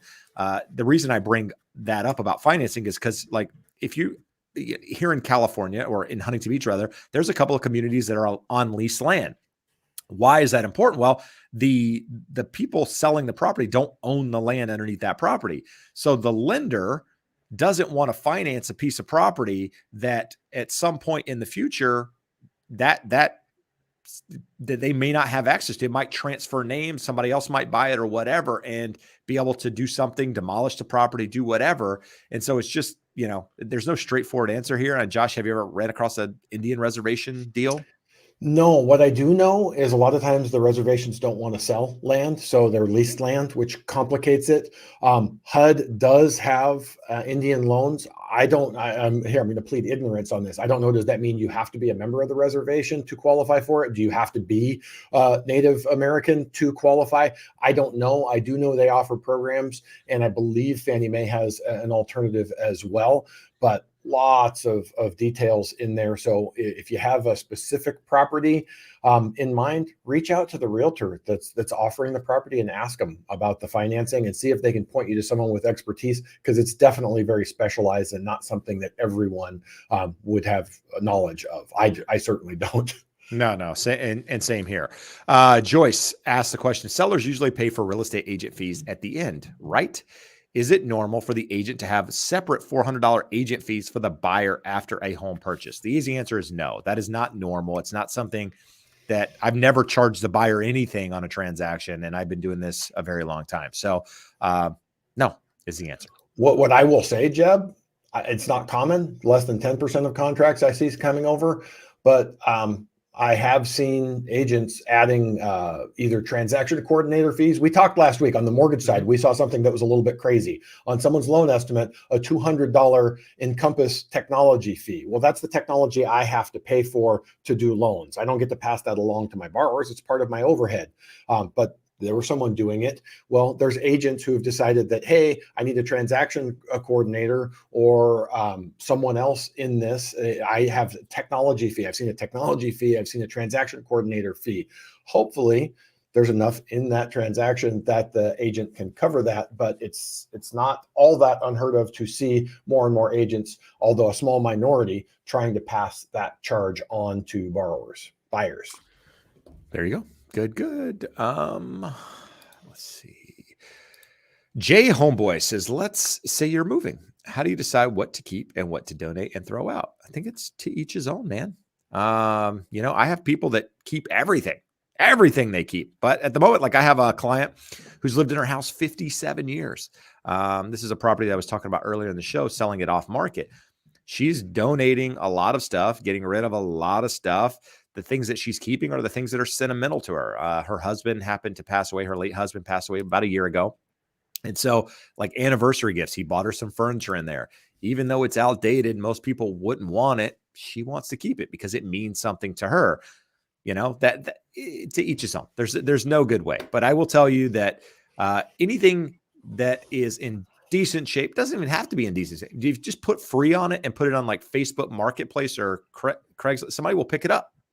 Somebody will pick it up and likely resell it. If you're having a hard time selling it, just say free, and you'll have 900 people. Oh ask my you goodness! for it in 6 minutes. Yes, and they will come get it in like 5 minutes. Before they even respond, they're at your door. It's amazing. Yes, there is a right answer to this question. What is it? So you take each item, you gather them, you pick it up, and you look at it, and you say, does this item bring me joy anymore? And if it brings you joy, you keep it and organize it. And if it doesn't bring you joy, you dispose of it or give it away. So it can bring joy to someone else. What's that lady's name that does Marie Kondo, the life-changing joy or the life-changing magic of tidying up. Or did you just Google that? right now? No, I bought the book for my wife, who absolutely doesn't need this. The No, tiniest she person in the definitely does history of the not. world, but she thought it was awesome and amazing that someone had built a philosophy around her way of living. My wife Dude, doesn't actually look at it and say, "Does it give me joy?" My wife looks at this and says, "Have I used this in the last 5 minutes?" No, it is out of here. that's fantastic. Fantastic way of thinking. I love it. All right.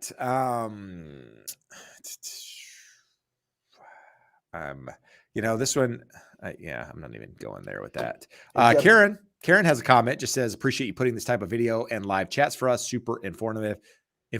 Appreciate you being here. Appreciate you being part of the show. That's why we're here, right? To provide education. So if you find any value, be sure to let us know by hitting the like button. If you're listening on audio, rate it, review us, all that good stuff. is that Karen making the awesome volleyball spike there, or is that Karen's daughter, Karen Jr.? You'll never know. You'll never know, Josh. We will never know. There's actually a good question here, and it comes back. Some additional detail we can give in this. So free ACC. How would you choose the best lender after you got your offer accepted by the seller? What are the things to look out for? So best is one of those words that means something different to everyone, Josh. You think best means lowest rate? What criteria should fall under that category when you're deciding what's the best lender for you? Are you asking me? Yeah, I'm asking you. Well, there's a podcast episode, Josh, where you could actually go over exactly what's here. Now, rate, right? Need to look at rate. Need to look terms, at rate and fee, terms, right? Rate and fees. But in addition to that, experience, expertise, like being able to actually get somebody on the phone that can answer your questions.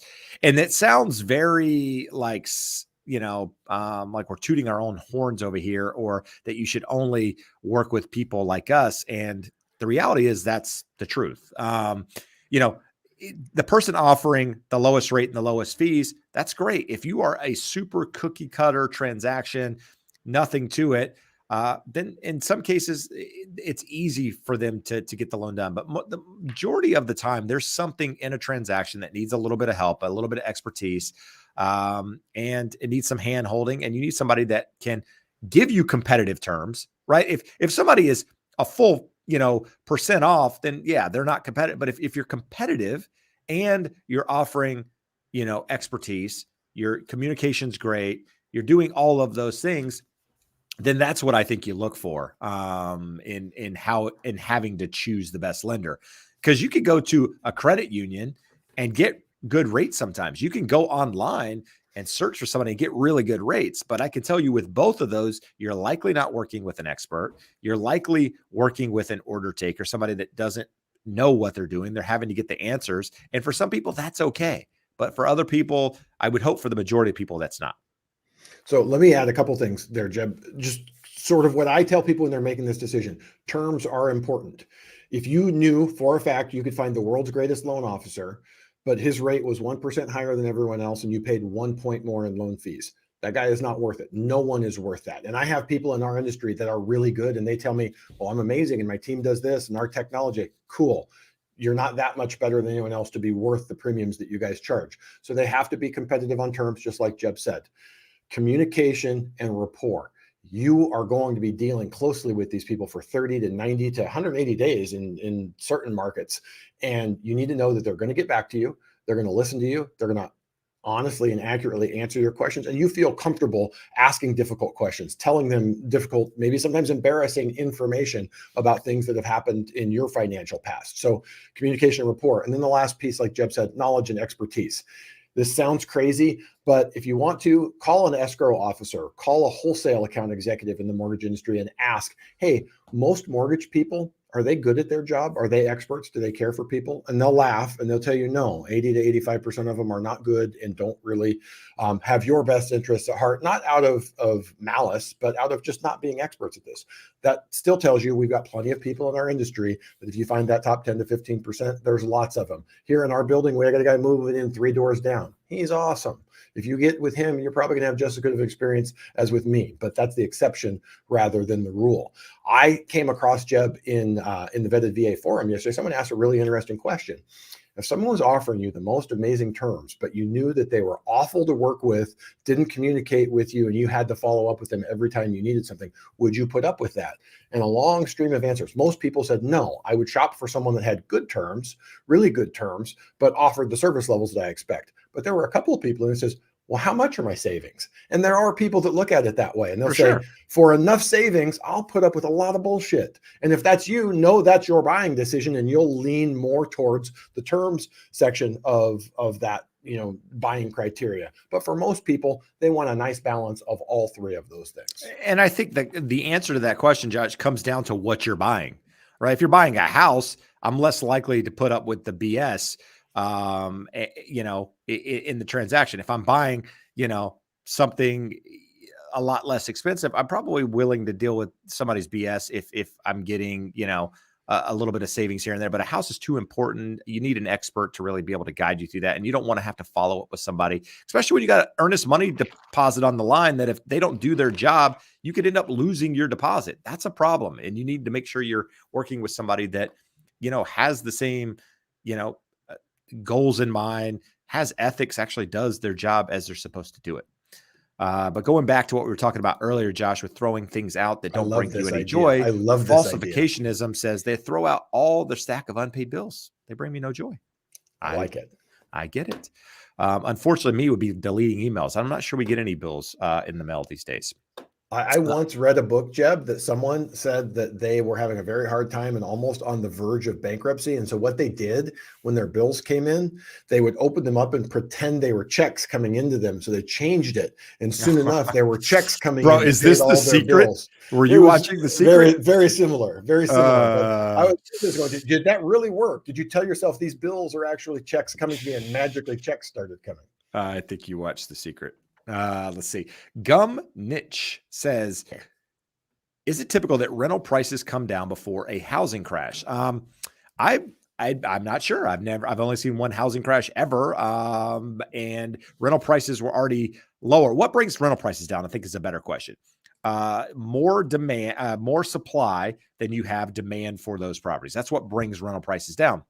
At the moment, rental prices are coming down. They're still not like going negative, but they're coming down because they were at such high levels over the last couple of years that you're seeing them start to adjust a little bit more accordingly. But Josh, do you see rental prices come down before a crash? It was a really good question. And my answer, my thought was, no, that's not the case. But here, let's look at this. I actually pulled up, this is through the government's website here that shows us what rent prices have done. And with that, you can see here, we did have this dip where it was flat. What did we hit at 249, and it was flat for, what does that give us, from 2009 through 2011? But yeah, really, the crash was already there. As long as they've tracked it, rents have not come down. So it doesn't really show. And we had rents flat at the beginning of the pandemic here as well. So we've had periods where they've been flat, but we haven't really had a period where they go down. So does that mean that that's always going to be that way going forward? Not necessarily, but history is telling us you don't really see rents come down. Now, Jeb's answer is correct. Supply and demand. Has there been a market or an area where, people, mass outflow of citizens, like maybe California is having right now, that, if you have a city or a county where jobs or an industry suffers. The best example in the early 80s, the oil industry in Texas, Houston got crushed. I would bet that their rents dropped. But barring something local where incomes are significantly impacted and there's more supply of rentals than there are demand for them, I think you're mainly looking at an extended period of flat rents versus a decrease. A. Aguas has a good question and says, wondering if you have feedback or thoughts on the value of a home warranty program beyond the first year.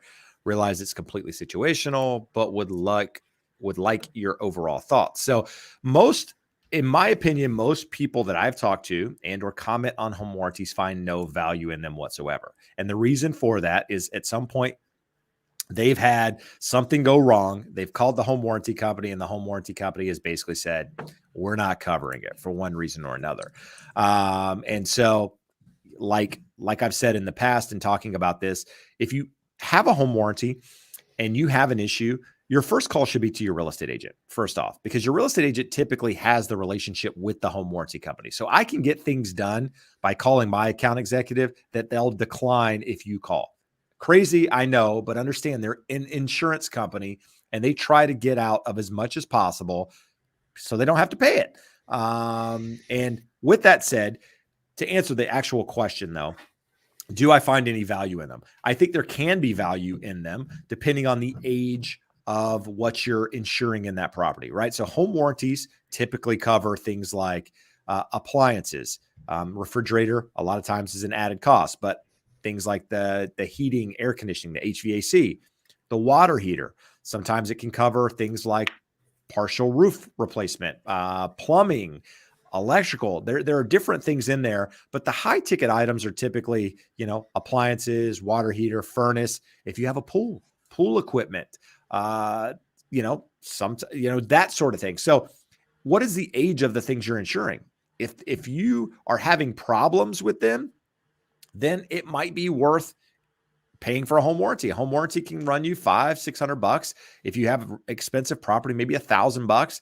And how much is it going to cost you to replace those items, right? If your water heater is, if it's going to cost you about $1,200-$1,400 to replace your water heater, which I think now is like $2,000, Josh. I don't think you can get a $1,200 water heater anymore. I also heard from another realtor that they last like 5 or 6 years versus 15 or 20 now. Yeah. So if you need a home, if your water heater is about to go, $2,000 to replace it, but it's going to cost you $500 to renew. That's probably worth renewing. But I think each situation is a little bit different.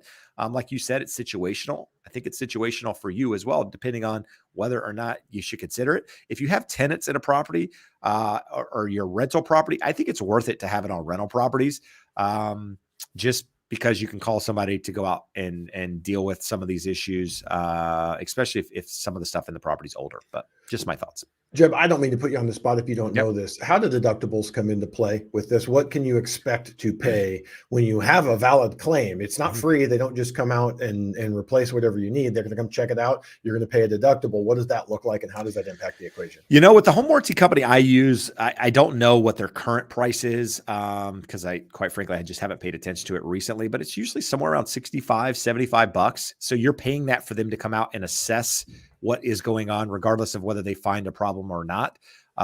In which case, say for example, air conditioning goes out or the condenser goes out, pay $65. They come out and they say, yeah, your condenser's out. It needs this part, needs to be replaced, whatever. At which point that cost is on them. But here's the caveat.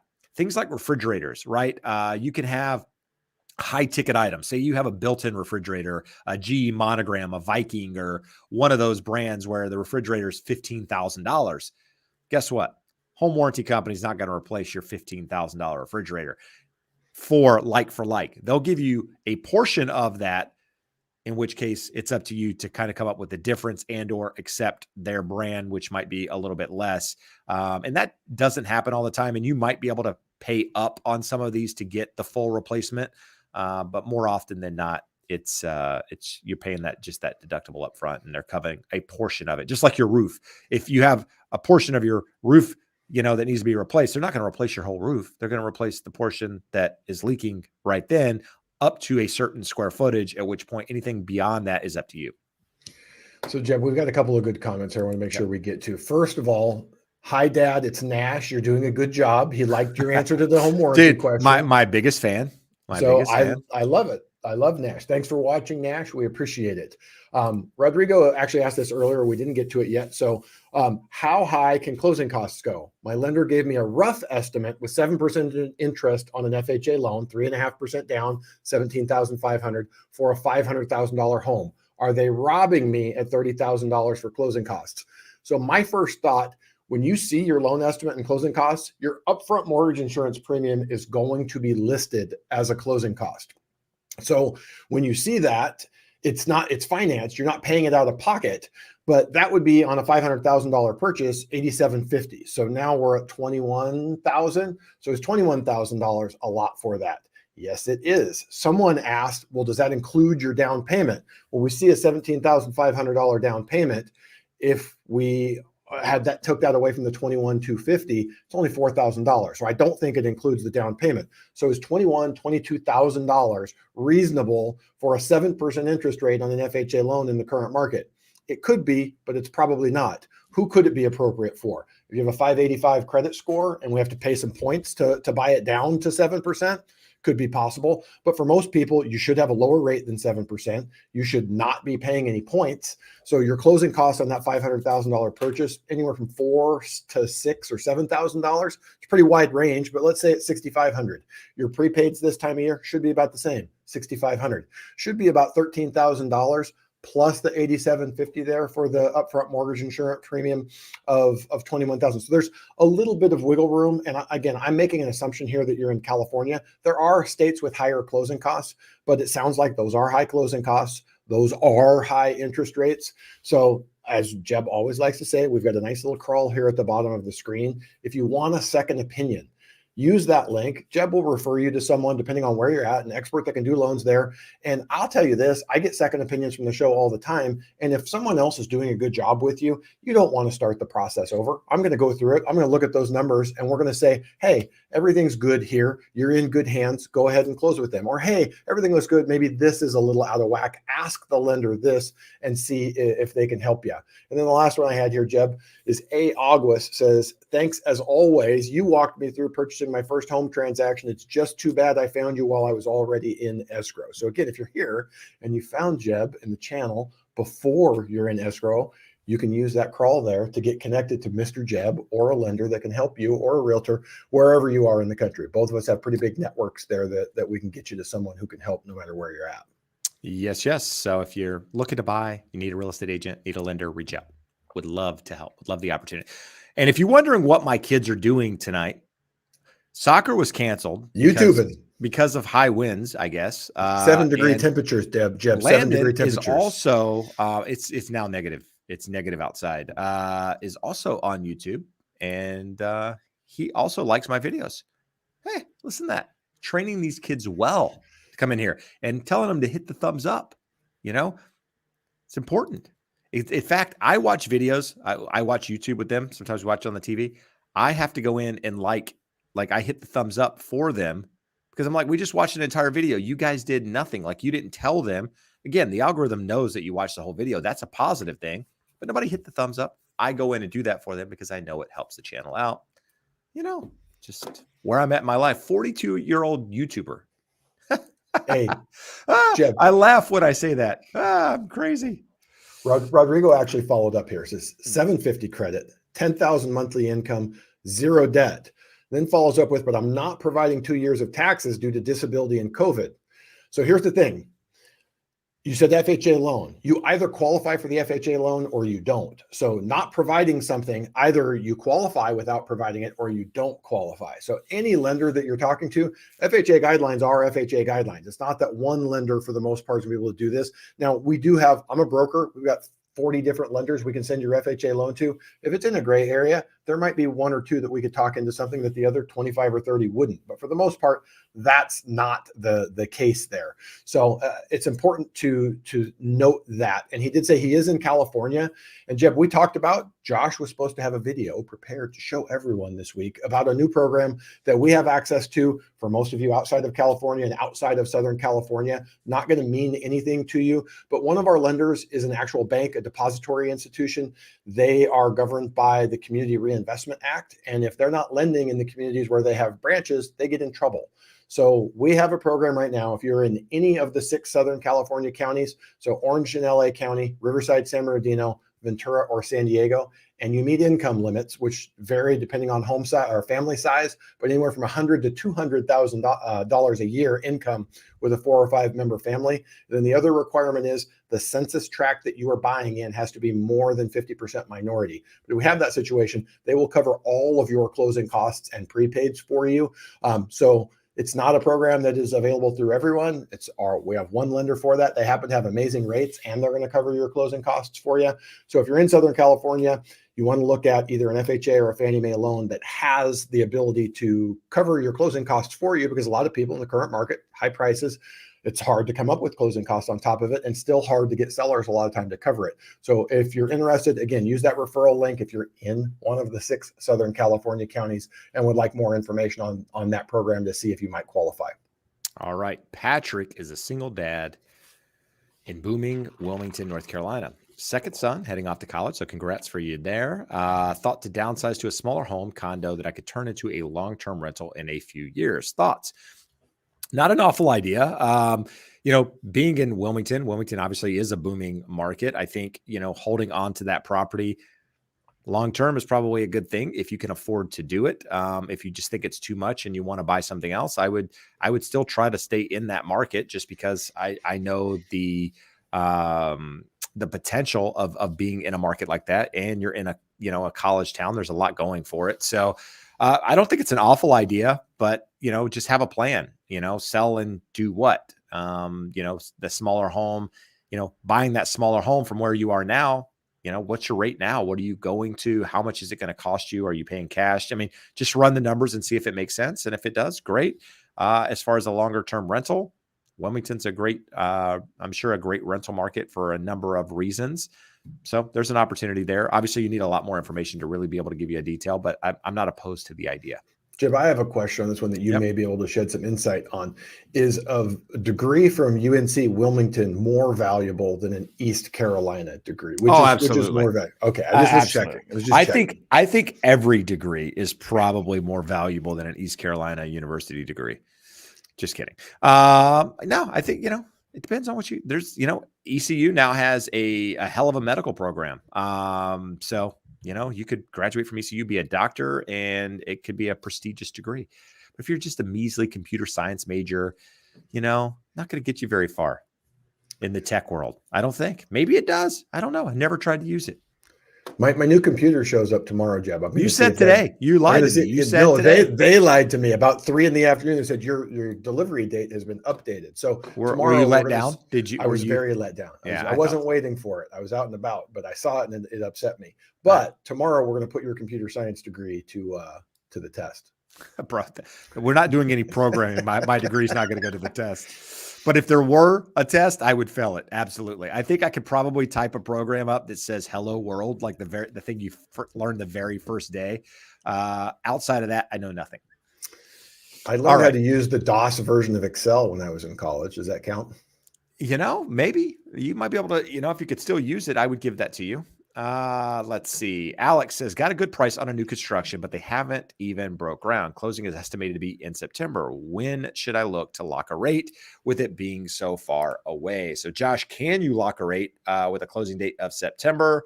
And thoughts on when you should start considering locking?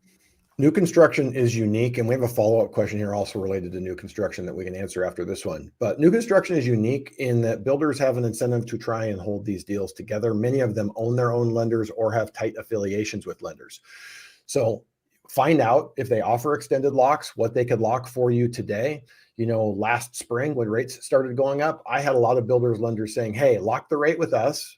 And if later on you can get a better interest rate, no harm, no foul, you've covered yourself both ways. They don't want that. They're going to try and keep your business, but it is a good way to hedge against the potential of higher interest rates. I think rates will be better in September, but I certainly can't guarantee that to you. And a lot of people, if rates go up a quarter, a half, 0.75%, they no longer qualify for that mortgage. So see if the builder's lender can get you locked in at terms that make sense and are good today. That way your worst case is acceptable. And then as you get closer to closing, you can shop that around and either they can let you float down to current market interest rates, or you can move to another lender as you get closer to closing. But Jeb, the follow, yeah, you got it there. The follow-up, Nicholas Cage says, can lenders unaffiliated with builders ever match or beat builder incentives? Prior to the spike in interest rates last year, I would say we could beat them 9 times out of 10, if not more, because it was smoke and mirrors. They would say, hey, we're going to give you this incentive, but you look at the terms suck. And then they would try and match an outside lender if you forced them to, and people would just get tired of the games. What I can say in the current market, builders have a strong incentive to keep transactions together. And they know, for the most part, a window when these homes are going to be available. So they can tell the lender, hey, we need a forward commitment to deliver X number of dollars of 30-year fixed mortgages within this window. So they can, if rates go up or remain elevated, offer really good terms. So I had a couple of deals last year that we just lost to a builder's lender, and that's not something I'm used to. And there was no world in which we could compete with it. We looked everywhere under the sun and there was nothing there, but that's not common. So in the current market, I think you owe it to yourself. The builder is going to make you talk to their lender. So you owe it to yourself to compare. We say you don't need to check with 50 different lenders, 2 or 3. Well, you get the builder's lender, you get a good outside broker, compare those 2 numbers and see which works best for you. I like it. That should be a short, Josh. Mark that time, 6:46. Let's see here. World Trekker, with all this negativity about California, where people can't afford lots of where do you see California being in 10 to 15 years? I didn't understand part of the question, so I just went to where I did. You just went to the good part. Yeah. So, people are always going to want to live in California. Yeah, it has its issues. I mean, politically, super majority, all of that good stuff. The cost of living sucks. Some areas have a homeless problem, but the weather, people are here for the weather, man. The weather, the beach, the access to different geography. Last Thursday, woke up 5 o'clock in the morning, got in the car, drove my kids, surprised them, drove my kids to the mountains. We skied all day, snowboarded all day, got back in the car and drove home and was at the beach in the same day. Could have gone out and gone surfing had we wanted to. You can't do that in a lot of places. And for that reason, you're going to have people that always want to be here. Yeah, there's going to be people that are going to leave for all the reasons listed above, for other reasons. We got people leaving. There's lots of valid reasons. What I think is funny is the media 18 months ago was trying to say, oh, the exodus from California was greatly exaggerated. And then in my Google feed in the last month, you see 500,000 people left California last year. And does it even put a dent in the population? No, we're still overpopulated. So the 4th largest economy in the world. Yeah. Nothing's going to change that. It's nuts. I saw a stat that 1 in 8 people in the U.S. live in California, live in L.A. It was some ridiculous stat. I think it was 1 in 8 people that live in the U.S. live in L.A. or some. I have to look it up. Let me go back to you. It's either California or L.A.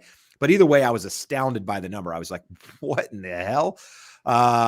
Anyway, here we go, Josh. What do you think about somebody buying now with the idea of locking in a rate or whatever, with the expectation that they're going to be able to refinance in a couple of years? Is it a good idea? Is it a bad idea?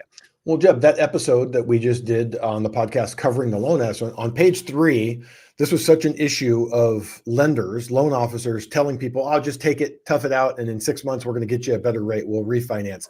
They actually have a disclosure on page 3 of your loan estimate that says, remember, there is no guarantee that you will be able to refinance in the future. So would I count on it? No. Would I hope for it? Do I think that opportunity is going to happen? Yes, I do.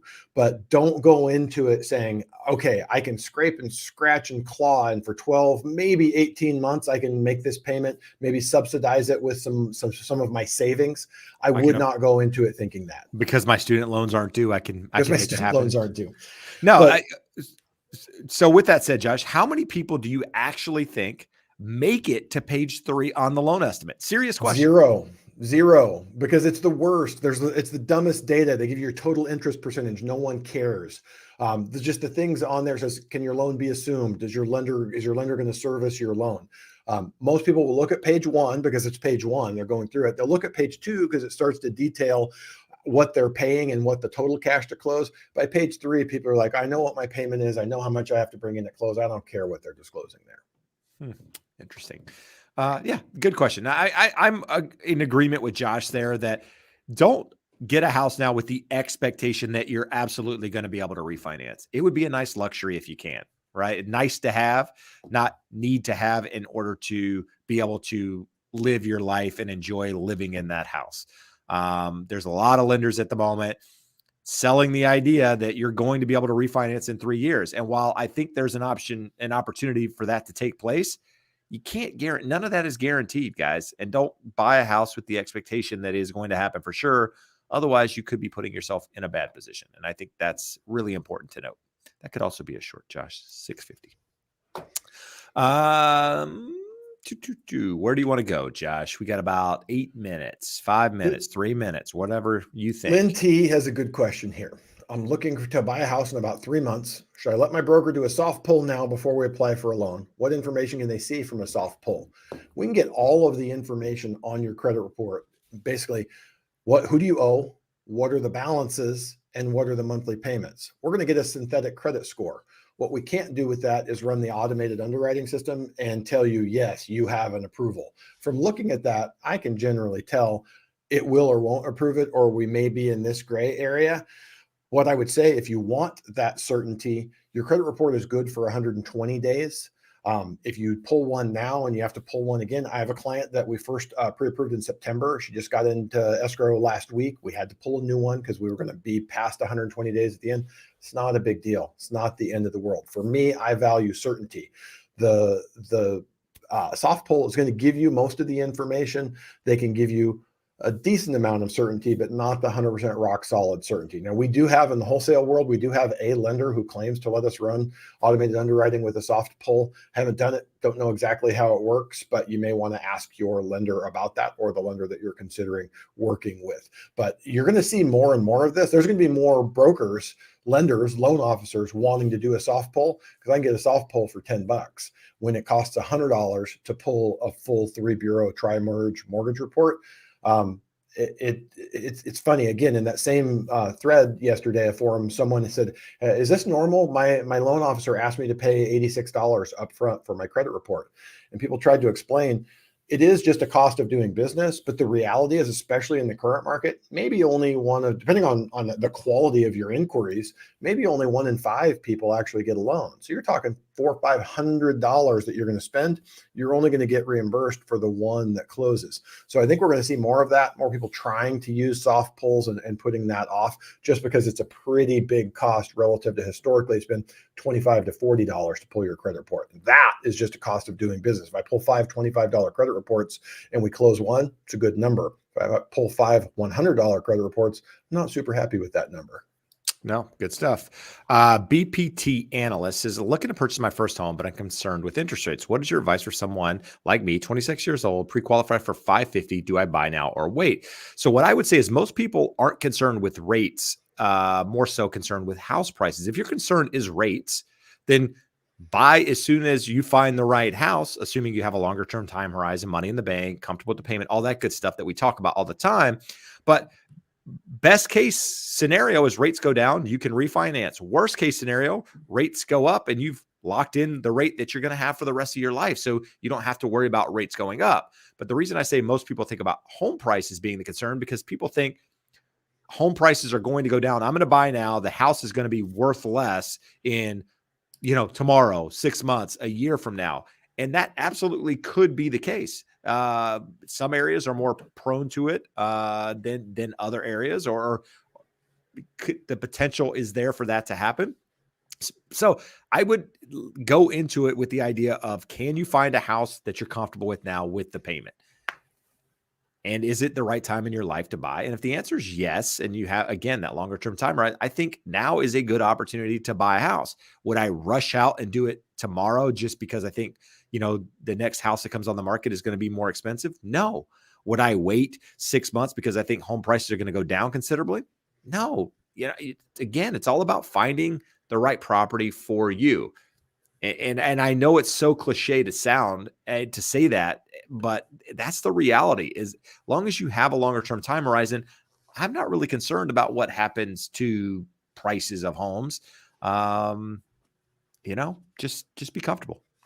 I would say, yeah, what I would say, Jeb, is there is no rush. You're 26, you have time on your side. We're well past that point in the market where home prices are rapidly appreciating. That being said, it's sort of like the earlier you can start investing in a 401k, the more compounding and growth you have over a lifetime.